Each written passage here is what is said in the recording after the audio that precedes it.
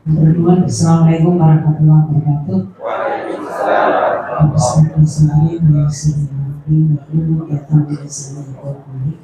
Yang saya hormati Pak Sukri, Pak Dirjen, Pak Switi, kemudian Pak Sarmedi, Ibu Iskundarti, Bapak Ibu yang hadir di acara pagi ini yang luar biasa.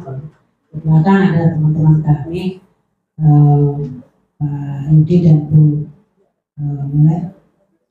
Saya diminta oleh Mbak Ana itu temanya memang merawat, mengembalikan marwah DIY ya, di Jakarta. Dulu ketika menyusun RUU versi Pemda itu saya masih diajak. Kebetulan waktu itu saya hanya diminta untuk membuat desain tentang tanah ya. Karena Ngasal Dalam itu dulu kalau nggak salah pernah menyampaikan tanah itu yang Sultan Ground ya, itu dikasihkan ke Pemda, tetapi tidak ada pemilihan kepala daerah. Menurut saya itu sudah luar biasa bagusnya. Tapi sampai di Jakarta beda persoalannya, karena harus mintanya berkada Pak SBY. Kemudian dieksekusi oleh rakyat Jogja ya, Partai Demokrat. Kursinya 16 banyak sekali ya. Jadi itu gaya Jogja itu diam tapi menghadirkan. Tetapi ketika kemudian DPD membentuk tim RUK, saya bergabung diajak oleh Pak Bardi dengan Prof. Jawahir dan Pak Hestu dari Atmajaya. Kemudian beberapa hari itu di apartemennya Pak Bardi mengerjakan draft RUU versi DPD waktu itu ya. Tapi ujungnya setelah jadi kantor masih tidak pernah. Jadi akhirnya ya yang dari DPR saja. Nah, kenapa harus dari Jogja? Karena mungkin agak berjarak dengan Jakarta, dengan pusat kekuasaan. Itu memiliki kesempatan untuk merenung. Jadi tidak emosional, tetapi dipikir secara mendalam, ya, apakah yang akan kita lakukan. Kita mau kemananya itu rodo gitu, tidak langsung emosional. Nah, itu yang menariknya Jogja. Dan banyaknya kampus di Jogja itu juga memberi warna yang berbeda, gitu, supaya tindakan kita itu bukan asal bicara tetapi ada kajiannya. Nah, jadi kenapa harus dirawat marwah Jogja ini? Ya? Nggak boleh kalau kemudian orang melecehkan Jogja. Nah, karena ada banyak hal yang di situ ajaran-ajaran ya para pendirinya, yaitu dari Kesultanan itu yang sampai sekarang menurut saya masih relevan. Kebetulan kalau saya di UI itu anak dari luar Jawa itu banyak yang kuliah di sana. Saya bilang adab itu lebih tinggi dari ilmu. IP-mu 4 tapi nggak punya adab di Jogja itu nggak laku sebenarnya. Malu gitu. Nah, terus mulai berubah semester 2-nya. Semester 1-nya itu masih belajar gitu. Dan semester 2 itu saya pada dosen itu langsung naik terus bertanya, kenapa sih kita harus kayak gitu? Kalau kamu mau dianggap sebagai orang yang beradab, ya sesuaikan dengan budaya yang ada di situ. Nggak boleh kalau kamu membawa budayamu yang mungkin belum sesuai, dibawa ke sini itu nggak tepat. Karena kampusnya gede jadi pelayan, sukanya anak itu berhentikan ambil teriak-teriak gitu. Kalau semester 1 mungkin masih kayak gitu, kalau udah semester di atas itu sudah tahu karena sudah diajarkan. Dan kita pasang spanduk juga di situ, ya, bahwa adab itu lebih tinggi dari ilmu. Jaga kesopanan, toleransi, hormati dan lain. Itu hal-hal yang mungkin saya dulu dari Jawa Timur, gitu ya, terus tahun 83 masuk Jogja, kemudian teman-teman saya mulai, kok berubah apa ya, gitu ya. Apa nih sih berubah? Enggak ya, kayak gitu apa? Nggak asik katanya gitu. Nggak asiknya di mana gitu. Karena kok orang damiki ya. Saya bilang ya itu mungkin karena dididik di Jogja, kemudian balik lagi ke Jogja. Saya sedikit mengomentari yang tadi Mas Yudi minta, nasionalnya gimana gitu. Setelah terpilihnya Pak Prabowo, kemudian PR-nya besar sekali gitu ya. Dan sekarang dibuka satu persatu. Ternyata dari PSN, Proyek Strategis Nasional, itu ada 211 titik nanti yang akan dibuat seperti yang di Banten itu, ya. Dan itu ada, saya pagi-pagi tadi sudah WA nanti dalam satu grup WA dengan Prof. Dirjen.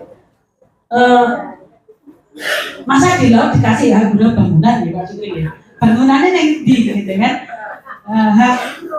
hak guna laut gitu ya, itu nggak ada. Ternyata memang desainnya itu memang untuk reklamasi pantai gitu ya. Jadi pagar bambunya itu untuk menahan ombak-ombak yang ke situ, tanahnya itu tidak balik. Nah, lama-lama nanti sekian tahun akan menjadi tanah.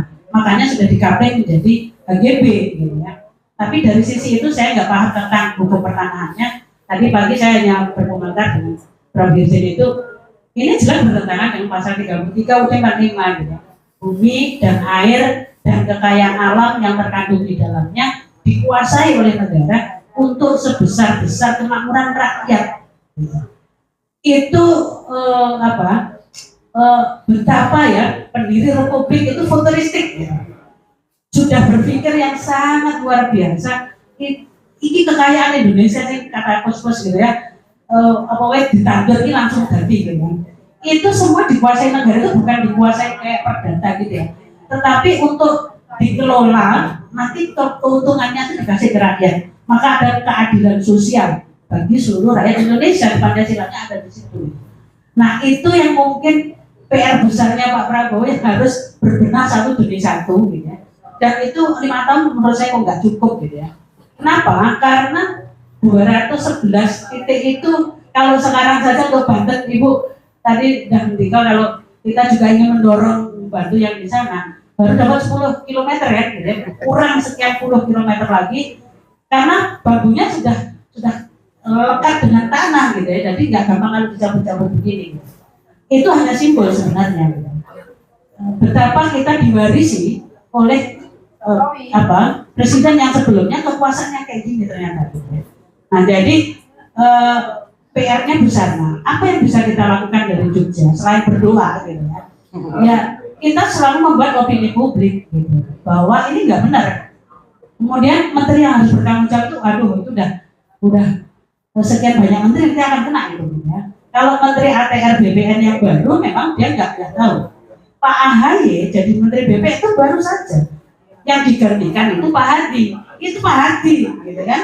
Nah, nggak tahu menang. Jadi saya nggak tahu menang kecuali yang itu saya tahu banget, nah, kan gitu. Itu nggak selesai kalimat yang dipotong oleh wartawan. Gitu. Jadi kebetulan kemudian dia diangkat menjadi Menko Polhukam menggantikan Prof. Mahfud. Nah, Pak AHY diangkat menjadi Menteri Pertanahan ATR BPN dari ahlinya pertahanan, ya mesti adon. Gitu kan? Kebetulan saya membantu Menko Polhukam membuat sosialisasi tentang ada peraturan menteri ATR BPN yaitu tentang tanah ulayat masyarakat adat itu supaya didaftarkan. Terus nanti kalau sudah terdaftar akan naik menjadi hak pengelolaan. Menurut saya tadinya itu bagus gitu. Tapi setelah sosialisasi pergi ke masyarakat adat nggak ada yang mau karena khawatir. Ini tanah nanti kalau sudah didaftarkan ini dijupuk mesti gitu kan, mesti diambil, makanya dibagi suku Baduy menolak, kemudian di beberapa wilayah masyarakat adat itu ditolak. Nah Pak AHY nggak ngerti, saya nggak tahu ini apa gitu, tapi karena harus tanda tangan ya sudah gitu. Ini PR dari Pak Hadi gitu ya. Kemudian tanda tangan di situ terus disosialisasikan, ternyata masyarakat menolak, masyarakat adat ya, misalnya Nagari, Marga, Desa Pakraman di Bali, Huta Huria dan seterusnya itu mereka nggak mau gitu. Jadi kalau ini misalnya beliau nggak berpindah ke Menko Polhukam gitu ya, mungkin itu yang lanjutannya. Jadi setelah laut dikuasai, itu tanah ulayat masyarakat adat yang akan dikuasai. Kalau sudah pengelolaan maka dia bisa diambil, diberikan kepada investor. Contohnya Pak IKN. Gitu. IKN itu ada 22 suku kurang lebih, yang tanah-tanahnya itu juga kemudian diambil, gitu ya. Kalau nggak mau jual, itu dipersoalkan dari sisi hukumnya, maka harus dijual. Setelah dijual harus tanda tangan kalau dia sudah menjual. Begitu dimasalahkan oleh LSM, dia bilang ini loh sudah ada tanda tangannya kok. Masyarakat adat sudah setuju menjual. Jadi kebetulan kami ada satu acara dengan Komnas HAM dan kebetulan teman-teman di beberapa dosen di UI teliti langsung ke IKN. Nah ternyata tanah-tanah ulayatnya diambil Pak kayak gitu untuk perluasan IKN waktu itu, dan ternyata itu untuk 9 naga itu gitu kan. Nah jadi banyak hal yang apa ya, desainnya tuh berlapis gitu, nggak kelihatan kalau dibaca awal itu kita nggak ngeh gitu. Kalau ini sebenarnya ada jalan panjang yang untuk menuju ke sana itu gitu ya, diperlukan waktu yang panjang, yang energi kita mungkin hanya di depan yang terlihat gitu. Nah di belakang itu apa gitu ya. Makanya begitu kasus Banten itu muncul kan, kemudian cari di website, sekarang semuanya sudah serba online, bisa diketahui di seluruh Indonesia itu di mana saja yang terkait dengan itu gitu. Nah jadi mungkin energi kampus mungkin di situ bermanfaatnya ya. Kemudian kalau masyarakat apa ya? Masyarakat mendorong, memberi kekuatan pada presiden untuk segera berbenah gitu. Ya udah ayo kita kerjain bareng-bareng gitu. Kalau pemerintah saja capek itu nggak mungkin gitu ya. Kita butuh membantu mereka gitu ya. Dari sisi yang mana gitu. Nah tadi Bu Isundati menunjukkan kalau FTA itu juga bergerak untuk bela negara. Nah itu ada di komisi Deputi 6 Menko Polhukam, itu tugasnya itu. Nanti Ibu bisa soal ke sana untuk kerjasama dengan itu, karena Kesbangpol itu binaannya dari Kemenko Polhukam gitu ya. Nah, saya sejak Prof Mahfud bantu di situ sampai kemarin Pak Hadi, tapi belum sampai selesai gitu program yang mau dikerjakan. Jadi kalau itu sudah ada di seluruh Indonesia, kan nanti tinggal ibaratnya pimpinan di perdaerahnya dibawa ke Jakarta untuk diberi arahan oleh pusatnya dulu. Kita mau bantu dari sisi mana saja FTA ini, gitu ya. Apa isu pertama yang ingin didorong, gitu kan? Setelah koordinasi dengan katakanlah Menko ya di Deputi 6. Kebetulan dulu beliau itu mantan Sekjen MK, Pak Jenedrian Gafar itu. Saya dengan Mas dosen di UGM itu yang diajak itu Pak Ricardo Simarmata, itu ahli agrarianya, kemudian Mas Yanja Arizona dari WI, saya jadi bertiga, kemudian dari UNHAS itu sudah ada Prof Farida, dari Andalas juga ada. Nah, jadi kami dari kampus itu mengawal gitu, ini nggak bisa ada masuk ke sana. Misalnya gini, hutan adat kok ada di kawasan hutan negara, itu nggak bisa Menteri ATR masuk. Ini sebenarnya nggak bisa loh ATR masuk ke wilayah laut, itu karena tanahnya KKP, Menteri Kelautan sebenarnya. Tapi semuanya diarah Pak gitu kan, karena ada komando satu arah gitu. Sebenarnya begitu. Jadi ini agak kenapa? Kalau itu wilayah laut, ATR nggak bisa masuk, itu kewenangannya KKP.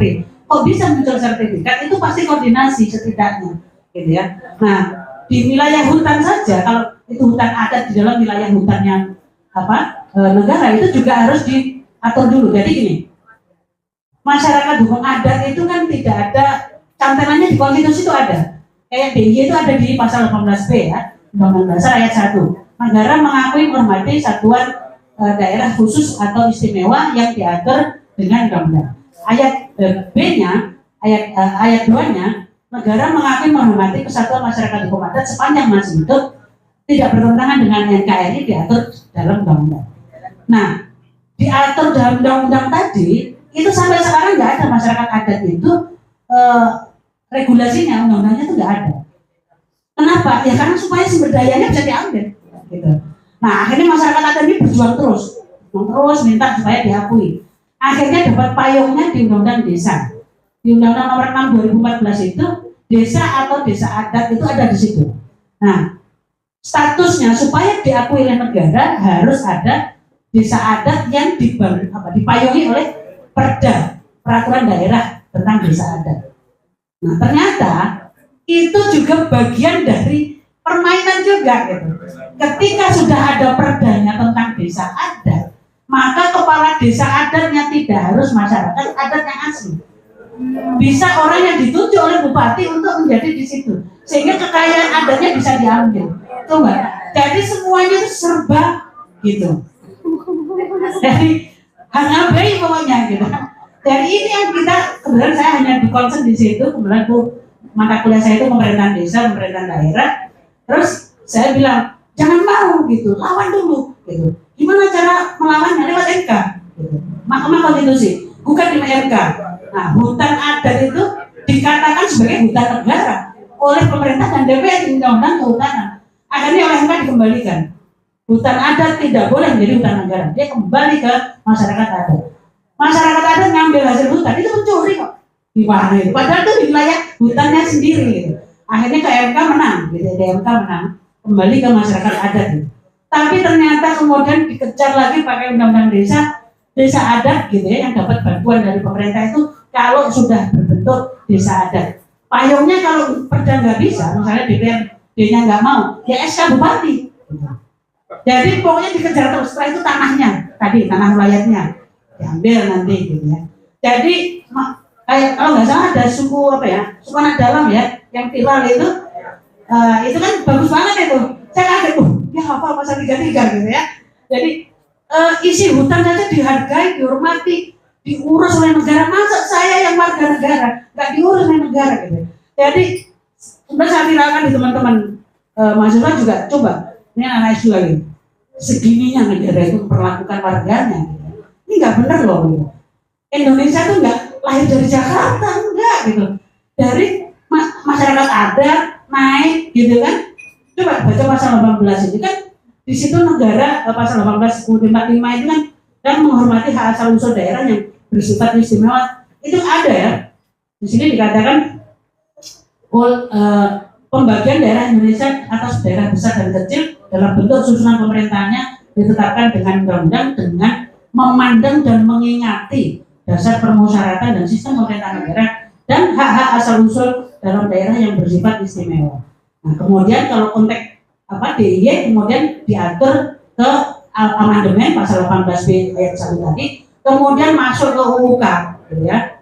Undang-undang keistimewaan salah satunya di situ tentang kebudayaan yang sekarang mau kita bahas ini. Kemudian selain itu ada pertanahan, tata ruang dan tata cara pengisian dan kelembagaan. Nah, saya waktu itu begitu UUK hadir, itu kita mungkin 1 tahun lebih membantu Pemda karena nggak ada PP-nya.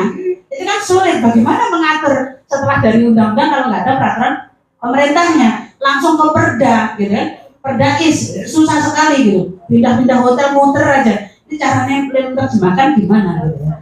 Dan seterusnya gitu. Sekarang sudah ada setelah sudah ada perdaisnya, kemudian tanah kesultanan dan kadipaten itu gimana? Bingung lagi gitu ya. Pak Bardi datang, Pak Bardi itu sudah di DPR, beliau ketua Nasdem ya kalau nggak salah ya, di DPW. Datang lagi, ayo aku dewangi katanya. Apa Pak? Gawe peraturan menteri. Kok peraturan menteri Pak? Ini hasilnya PP Pak. Orang gelem presiden nganggo PP itu. Kon gawe peraturan menteri wae. Pak modus itu sama gitu ya. Wes ben ayo pokoknya gawe. Akhirnya lahirlah peraturan menteri ATR BPN tentang bagaimana mengelola tanah Sultan Ground dan kadipaten gitu ya. Nah jadi sebenarnya kalau di Jogja itu saya sudah membaca dari sisi perdaisnya tuh menarik banget di sini ya tentang kebudayaan itu. Di Jakarta memiliki kebudayaan yang khas, nanti biar Pak Supri, yang syarat dengan nilai luhur. Apa nilai luhur itu? Yaitu nilai-nilai luhur telah dijadikan landasan filosofis oleh Sultan Hamengkubuwono I ketika beliau mulai membangun Nagari Ngayogyakarta Hadiningrat sebagai pemerintahan masyarakat dan wilayah yang mandiri, yaitu nilai-nilai adiluhung, memayu hayuning bawana, mangasah mangising budi, memasuh malaning bumi, golong gilik, serta sifat-sifat satria yang berpegang pada etos samiji, greget, sengguh, orang mingko.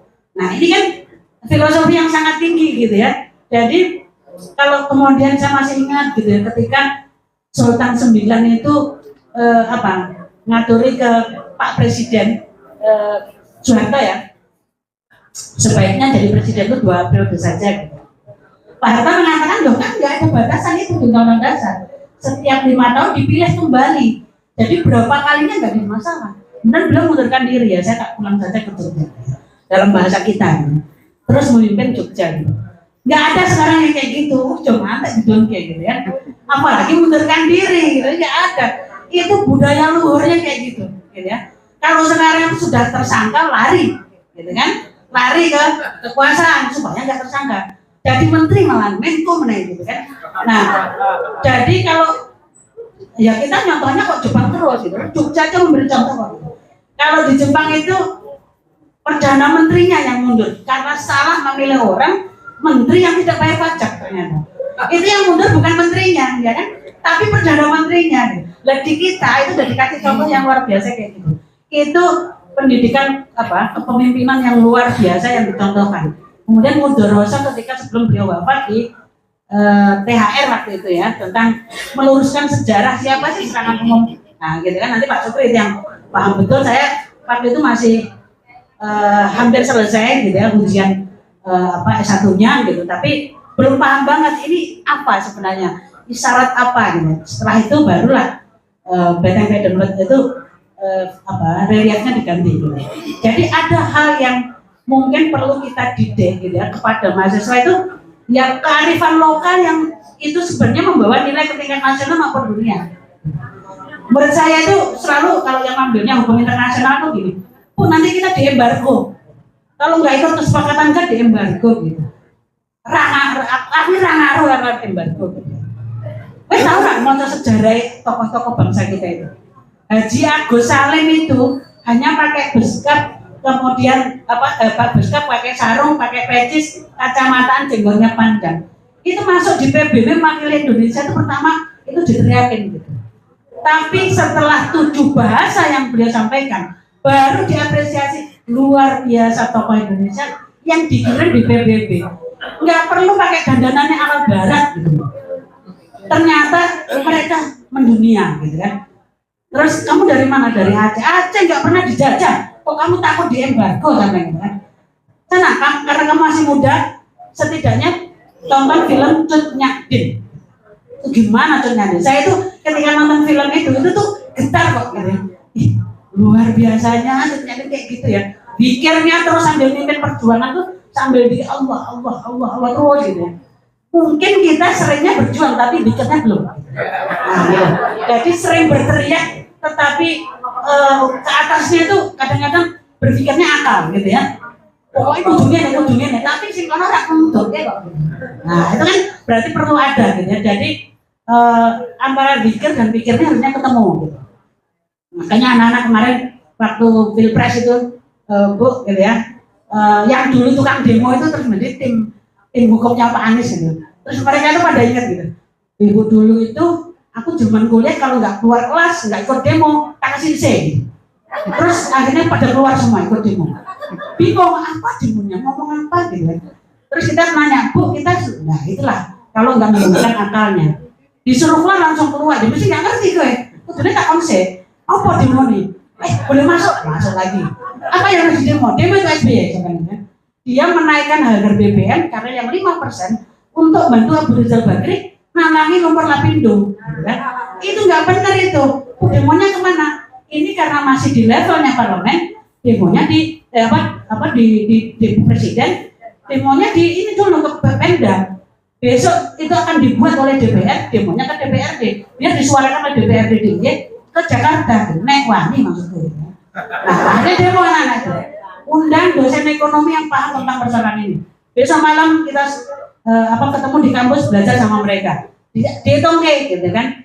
Jadi kan dulu Pak Sukri masih wakil wali kota itu kalau demo terus pakai jaket alma mater itu langsung dipanggil sama Pak Sukri. Wah cepetan, ini loh sudah dipanggil sama Pak Sukri. Kita ngomong apa? Demo kok orang membantu pedagang pasar ya, dipindahkan kan di lapangan itu loh. Jadi anak-anak itu pokoknya demo aja gitu kan. Begitu dipanggil Pak Sukri, gini, jaket biru, ayo, alma mater tulisan, ayo. Ayo tuh cepetan, dibuatkan pertanyaannya apa? Wih lagi ngopo, saya nggak tahu. Lagi ketemu demo sama Pak Sukri. Pak Sukri itu wakil Bu katanya. Terus kita bingung, mau lari malu karena jaketnya biru. Wih kayak gitu kan. Kok aku mau takon itu iya, kok isu apa? Pedagang Bu, pedagangnya apa? Panjang banget Ibu ini. Jadi mereka itu belum menyusun argumentasi supaya mantap gitu. Karena di THR itu lah sebelum menjadi tangan pintar waktu itu. Jadi zaman mahasiswa saya itu gila semua gitu. Kan sekarang nggak ada Pak. Mahasiswa yang kayak gitu nggak ada. Kenapa? Oleh pemerintah sudah dikerangkeng dengan 75% harus hadir. Kalau nggak bisa ikut ujian. Nah, akhirnya sekarang kalau kamu nggak keluar kelas tak kasih C. Emang disuruh kemana katanya? Ya dia mau, ibu ini HP, ibu bilang sama mama dulu ya. Kalau mama saya boleh, saya gitu. Ya mesti lah oleh ibu aku. Akhirnya dosennya stres sendiri. Gitu. Dosen-dosen mudanya juga nggak terlalu senang kalau disuruh demo gitu ya. Karena mereka juga takut. Gitu. Saya bilang kalau kamu masih ngajar di UI, ngomongin isen-isen dia. UI itu pendirinya, tokoh pendiri Republik. Nah kalau menikmati fasilitas, nggak tahu usulkan untuk naik pangkat jangan gitu kan. Kebetulan saya ketua senatnya di fakultas ya. Terus jangan kok Bu, ya diajari dulu gitu loh Bu. Jadi bukan aktivis jadi beda. Kalau dulu saya muridnya Pak Busro, Busro Mokodas itu setiap pagi sampai sekarang ini dikirimin terus. Saya bilang hanya lesnya gini, Pak saya kan dosen tata negara bukan pidana. Emang bisa tuh dibedain kayak gitu? Ini urusan bangsa katanya. Pak saya kan udah tua. Emang nek demo ki kudu wis 6. Mana ya alasannya gitu ya. Anu Pak, nanti tak coba saya share dulu ke anak-anak. Ngopo dadak share? Mangkat katanya. Oh, gitu ya Pak. Ya siapa gitu. Saya ke dekan, Pak Dekan bikin podium katanya. Kenapa Prof gitu? Disuruh gitu. Harus bikin orasi ilmiah. Ayo apa gitu kan. Pak Jamil, nah itu yang sudah langsung berangkat itu. Udah pesen tuh speaker ya 2000 watt kan. Ini kampusnya saya jebol ini kok. Pak Jamil itu kayak gitu. Jadi terekamnya banyak selalu mendampingi Pak Sukri. Jadi ada kalanya gitu ya, anak itu di kampus ya. Belajar itu ya. Tapi kalau fakultas hukum kok hanya di kampus dan di jaksa ya wedi gitu. Jadi hakim untuk malu rawani gitu kan, mesti wedi karena ininya nggak kuat, jiwanya nggak kuat, dia harus dicoba gitu. Nah kalau udah ketangkap itu mesti terima, wah aku di ini loh, patok, nah mau pening patok tunggu babnya, enggak dia tangkap loh katanya, terus aku diambil Bu, nah kok malah ibu sih, nah kan tadi disuruh demo, sekarang ditangkap dulu, ya udah gitu. Saya datang Pak ini anak-anak saya tanda tangan gitu kan, maaf Bu, biar gak rame kan, ya udah bawa pulang katanya. Jadi itu ternyata membekas, yang kayak gitu tuh membekas, kemudian kemarin jadi tim hukum, terus muncul di TV itu saya lihat yang muda-muda itu, oh ya wes iso, saya komentari, ya tampilanmu mending, tapi argumennya sing rada kurang jos, kan? Ya kan ini mendadak Bu, metode TV kan berat, nah iya tapi kowe wis wani iki wis apik, iku ora tahu ngono. Jadi ternyata hal yang perlu ada gitu, pendidikan yang ditransfer itu perlu ada. Jadi pentingnya guru itu kayak gitu ya. Kalau gurunya mengajari, udah diapa kita saya udah canggih gitu. Langsung pakai apa Pak? Metode AI atau yang cepat menjawab itu loh. ChatGPT. Nah, jadi kalau ditanya itu langsung kenapa pakai HP? Jawabannya ada di sini Bu. Jadi bukan karena belajar. Nah itu makanya kalau melihat Jogja saya tuh kota pendidikan yang saya nggak tahu dulu kalau nggak salah idenya ketika Pak Sukri dengan Pak Heri itu ada wisata pendidikan yang kampus-kampus di Jogja itu supaya juga dikenalkan sebagai bagian dari wisata. Gitu. Dia keunikannya apa, keunggulannya apa gitu. Selain wisata budaya gitu. Terus yang perlu dikembangkan kayaknya juga ada wisata religi mungkin ya. Kan di sini banyak sekali sebenarnya, cuman nggak kayak di Jawa Timur di basic yang Muhammadiyah ya. Itu berkembang. Kalau di basic orang NU yang makam-makam kayak gitu kan memang banyak di karena di sini Muhammadiyah. Artinya banyak hal dari Jogja itu yang bisa kita angkat gitu ya. Kalau di kampus kami itu mungkin yang anak-anak SLTA itu mampirnya karena ada masjid, jadi numpang sholat gitu. Terus kita ajak gitu, kita ajak mampir sambil lihat ini kedokterannya, ini MIPA-nya, ini hukumnya gitu ya. Nah anak sekarang ternyata milih kampus itu gedungnya gitu. Wah aja kalau kayak gini gitu ya. Jadi saya bilang sekarang setelah 1 semester pusing kita, karena yang masuk itu agak susah gitu ya, karena anak sekarang lebih senang dengan gadgetnya daripada dengan dosennya. Nah itu PR besarnya ya, Jogja mendidiknya yang butuh energi. Kemudian terkait dengan posisi, nah ini mana Pak Sukri ya, sumbu imajiner. Nah itu saya tahunnya itu dulu ketika S2 tesis saya tentang Sultan Drone dari pantai selatan sampai Gunung Merapi gitu ya. Terus saya penelitian ke dalam kantor almarhum Gusti Hadi di Bang Rakyat Mataram. Kalau dulu seringnya perginya ke Gusti Joyo ya. karena beliau Dewan Pembinanya Semana Al-Qur'annya Gus Mei gitu ya waktu itu. Jadi sering ketemunya di sana. Saya waktu itu mengatakan gini, Gus Wijoyo, kalau nanti rakyat Jogja itu membaca pasal tentang pertanahan, itu mungkin akan muncul persoalan. Tapi kalau hanya Sultan yang menjadi gubernur itu ya, karena memang rakyat Jogja maunya itu. Tapi begitu masuk ke pasal-pasalnya tentang pertanahan, mulai identifikasi, inventarisasi, itu mungkin PR-nya ada di situ. Kenapa? Karena luasnya luar biasa. Gunung Kidul itu 4/5, Sultan Ground gitu ya. Kemudian Kulon Progo sepertiga, Pakualaman Ground. Kemudian Bantul masih ada. Kota ini lebih tenang gitu ya, karena memang orangnya kayak gitu. Nah, kaitannya nanti bagaimana mengembangkan daerah-daerah itu kalau tanah-tanahnya kayak gitu, itu yang sulit. Saya kebetulan 4 tahun mendampingi Bu Badinga di Gunung Kidul itu sebagai ketua Dewan Risetnya Pemda Gunung Kidul. Itu sulit gitu, mengundang investor masuk itu sulit karena tanahnya bukan tanah Pemda gitu. Satu kasus Gunung Gua Pindul itu ternyata mulut guanya punya Sultan, tengahnya punyanya Damayanti, ekornya punya Pemda gitu. Jadi sekali masuk tuh retribusi dibagi 3 gitu ya. Saking Bu Badinga itu kompromi, nggak mau konflik gitu ya. Luar biasa, Jogja itu kearifannya luar biasa cara memimpin di Jogja, mungkin itu. Kemudian kemarin Gusti Prabu itu pernah nanya terkait dengan apakah besok itu di Jogja gubernurnya perempuan, karena ada putusan MK waktu itu ya. Nah, saya waktu itu mater, mboten. Kok mboten kenapa? Karena yang diuji hanya tentang CV, harus dilampirkan kurikulum vitae-nya suami selain istri. Selama ini kan hanya istri. Nah, sekarang ditambah dengan putusan MK itu CV suami, sehingga harapannya kalau nanti itu putrinya, itu kalau ke gubernur, di situ CV-nya sudah. Tapi gelarnya belum diumumkan. Di UK itu gelarnya masih Sri Sultan Hamengkubuwono, bukan Bawono, sehingga nggak bisa. Jadi harus diubah dulu UK-nya. Mengubah undang-undang itu nggak gampang, gitu. Karena suara DPR segitu banyaknya. Gitu. Nah sekarang itu teman-teman di Solo Raya itu minta bantuan, bisa nggak kalau mengembalikan keistimewaan Surakarta, karena kan beda jauh ya gitu.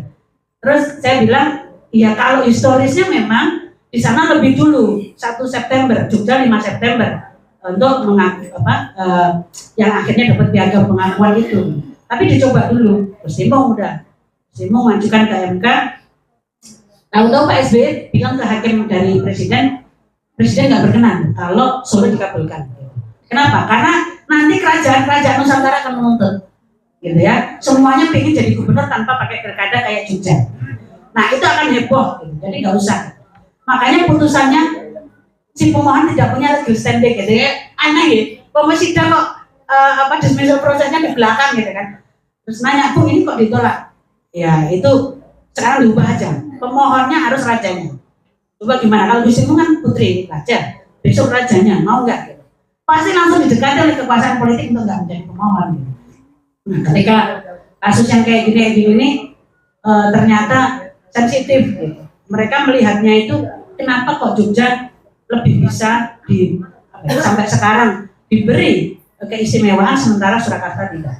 Saya bilang kan ada ontran-ontran pecinan, gitu. Ada demo besar di Solo yang minta pada Soekarno supaya keistimewaan dicabut, sehingga digabungkan dengan Jawa Tengah. Nah itu harus kembalikan dulu ke pecah dari Jawa Tengah menjadi Solo Raya, baru di situ kemudian pilihan apakah langsung istimewa atau tidak. Itu politis banget, susah. Gitu. Nah andilnya apa? Kalau Jogja jelas terperan dari ibu kota, gitu kan? Nah akhirnya ini anak-anak mudanya nggak tahu karena mungkin rajanya muda, pernah ada Mas Gibran juga di sana, jadi anak mudanya tuh konsultasinya sudah ke sana terus. Gitu. Bu kita mau mendorong supaya Solo kembali menjadi daerah istimewa, nggak apa-apa. Jalurnya yang paling bisa lewat mana? Yang paling murah lewat MK, itu gratis, nggak berbiaya di MK. Gitu. Contohnya anak UIN kemarin menang dengan presidensial threshold itu nggak bayar, ahlinya juga nggak bayar. Kalau ingin menghadirkan ahli-ahli yang nggak berbayar, minta ke MK, nanti MK yang bayarin. Saya pernah diminta mahasiswa PNS itu Bu bantuin kita ya uji ke MK, tapi kita nggak punya uang. Terus maksudnya gimana? Waktu itu belum online. Ya ibu kesananya itu kita nggak bisa bayari. Nah, terus aku orangnya ngomong gitu kan? Enggak, nanti kita mintain ke pakai APBN. Nah ternyata saya ditelepon oleh MK, Bu, diminta oleh mahasiswa, Bu jadi ahli yang didanai pakai APBN. Maksudnya layan gitu loh. Terus hotelnya bintangnya ya 3 gitu kan. Oh nggak apa-apa gitu. Datang, ternyata yang jadi ahli itu saya, kemudian Pak Prof. Bagir, Ketua Mahkamah, mantan Ketua Mahkamah Agung, kemudian Pak Tias Rashid, mantan Menteri Dalam Negeri. Terus semuanya nggak berbayar, menang gitu kan. Jadi ini kesempatan gitu ya. Anak UIN itu luar biasa tuh. Saya apresiasi banget 4 mahasiswanya berhasil menghilangkan 0% ya Bu. Resikonya Bu harus hati-hati. Karena kalau tidak ada batasan threshold untuk pemilihan presiden, maka oligarki itu bisa membentuk partai dan mendorong orang-orangnya untuk menjadi calon. Nah itu yang harus diwaspadai. Jadi track recordnya harus tetap dibaca, ini sebenarnya siapa. Meskipun yang sisi yang lain memudahkan partai mengusung. Nah, nanti pertanyaannya kemarin kita diskusi ya, apa perlu bikin partai gitu kan? Enggak Bu, FPA bukan partai ya gitu. Ya nggak tahu nanti gitu ya, tapi sekarang tidak gitu. Karena kalau mau mengusung orang tidak lewat partai, memang pintunya belum ada. Semuanya harus melalui partai politik karena pasal 6 itu 6A-nya mengatakan begitu. Nah, 0% itu belum selesai. Karena ternyata DPR akan mempersulit bikin partainya. Supaya bikin partainya susah. Sehingga ya partainya hanya yang ini aja gitu. Nah, jadi ini yang harus terus kita kawal ya. Masyarakat harus terus, nanti kita lihat isunya. Dan saya sudah melihat videonya kemarin terkait dengan Ibu ya, yang diviralkan, ada saya lihatnya dari Pak Dr. Narto sama Pak Yudi. Tuh, ini ada ini Pak Sugri di situ gitu ya. Bagus yang kayak gitu. Jadi civil society harus terus mengawal. Mahkamah Konstitusi kenapa bisa jebol mengabulkan Gibran gitu ya? Karena hakimnya semuanya sudah diintervensi. Yang mengabulkan Gibran begitu pensiun langsung dubes. Karena daftarnya sudah ada. Jadi tawarannya itu nanti tak dubeskan. Jadi mereka itu begitu selesai jadi dubes. Yang kemarin mengabulkan. Nah, terus kita protes gitu ya, kita kritik. Ini harus diperiksa ini. Ternyata 9 hakimnya diperiksa oleh Majelis Kehormatan Mahkamah Konstitusi, semuanya melanggar etika. Gitu. Nah, terus hakim yang bertahan 4 orang itu selalu diusahakan di undang-undangnya tuh umur diubah-ubah terus supaya kayak Prof. Saldi itu kan baru 55, dibuat umurnya 60, dia nggak terpenuhi lagi. Gitu. Dulu yang membantu Prof. Mahfud, penjelasannya hakim yang sudah masuk dianggap mencukupi umurnya. Sekarang Prof. Mahfud di luar gitu. Jadi mengawalnya susah gitu ya, karena DPR-nya kayak gitu. Nah, mudah-mudahan kalau Pak Prabowo terus istiqomah dan terus berani gitu ya untuk bergerak, kita membantu di situ. Nah, mungkin itu pengantar diskusi kita. Karena punya maaf. Assalamualaikum warahmatullahi wabarakatuh.